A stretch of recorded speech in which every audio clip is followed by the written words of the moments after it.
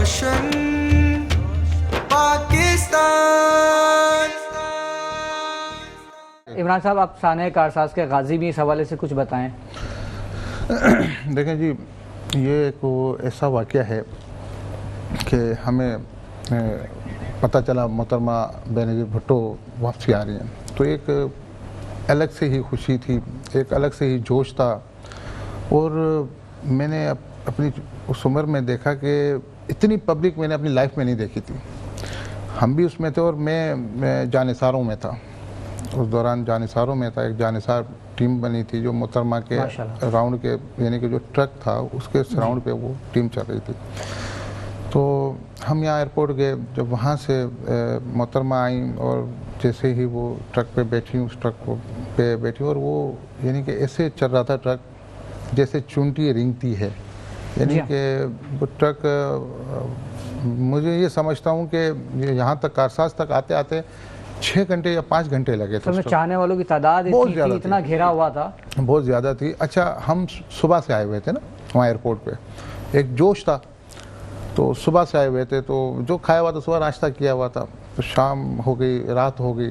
جیسے ہی یہ کارساز کی طرف موو ہوا ہے تو اسی دوران مجھے چکر آ گئے.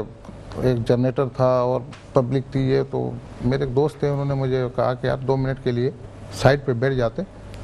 جیسے ہی اس نے کہا تو میں نے کہا چلو یار تھوڑا ریسٹ کر لیتے ہیں. بس جیسے ہی سائڈ پہ ہوئے تو ایک بلاسٹ ہوا ہے، دوسرا بلاسٹ ہوا ہے، اور میرے سامنے بلاسٹ ہوئے ہیں. تو اس دوران میں یہ سمجھتا ہوں کہ کچھ نظر بھی نہیں آ رہا تھا اور پتہ بھی نہیں تھا. یہ مجھے ضرور پتا تھا کہ میرے ساتھ میری ماں کی دعائیں ہیں. بالکل بالکل، ساتھ میں اللہ کا کرم بھی آپ پہ بہت. کیونکہ میں نے ہمیشہ جب بھی نکلا ہوں تو اپنی والدہ کو میں کہتا تھا کہ میرے لیے دعا کرنا. تو کیونکہ حضرت موسیٰ کے لیے اللہ پاک فرماتے ہیں، تو ہم تو عام ہیں، تو ماں کی دعاؤں میں بہت طاقت ہوتی ہے. اور یہ میں آپ کو کہیں دیکھا ہوا نہیں، میں اپنا واقعہ بتا رہا ہوں. تو میں جیسے ہی یعنی کہ دیکھا تو جو میرے ساتھ تھے، ایک کی ٹانگ اڑ گئی، کسی کا بازو اڑ گیا، موبائل تھی وہ تباہ ہو گئی. یعنی کہ بہت بڑا بلاسٹ، تاریخ کا بڑا بلاسٹ میں نے نہیں دیکھا.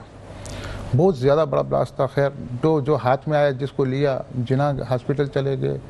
میرے ہاتھوں میں لوگوں کی ٹانگیں، کسی کے ہاتھ، کسی کے کیا تھا، وہ چیز میں نہیں بھولتا ہوں آج تک بھی. اور قدرت خدا کی کہ اس دوران جو ہے کوئی میڈیا بھی تھا، مجھے یاد نہیں ہے، ایک اخبار تھا، اس میں وہ میری چتھڑے جو لوگوں کے میں نے اٹھائے تھے وہ میری پکچر ہے. اور اس دوران جیو ٹی وی جو ہے نیا ورکنگ کر رہا تھا. تو عامر لیاقت صاحب کو اللہ تعالیٰ بخشش کرے، ان کا ایک سلوگن چل رہا ہوتا تھا، پورے مہینے وہ چلا تھا سانحہ کارساز پہ. تو میری وہ پکچر جو ہے، ویڈیو جو ہے، اس میں وہ میرے ہاتھ میں تھی، تو وہ چلتی رہی ہے.